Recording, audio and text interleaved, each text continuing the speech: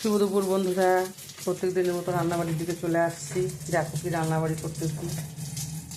রান্নাবাড়ি হয়েই গেছে, তোমাদের দেখাই শর্টকাটে। এই দেখো বন্ধুরা, এখানে করলাম আলুর ডাল ধনেপাতা দিয়ে। এই দেখো আলুর ডাল,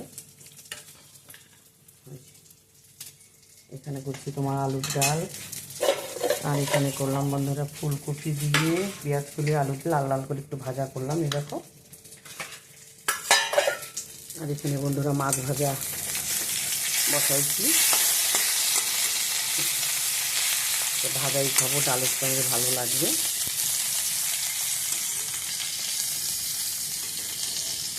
ঝুল টুল করবো না, ডাল আছে যার জন্য ভাজাই খাবো। লাল লাল করে কড়া করে ভাজবো, ভাজা খাবো যার জন্য। তোমরাও সবাই খাওয়া দাওয়া খাও বন্ধুরা, আমরা এখন খাওয়া দাওয়া খাবো।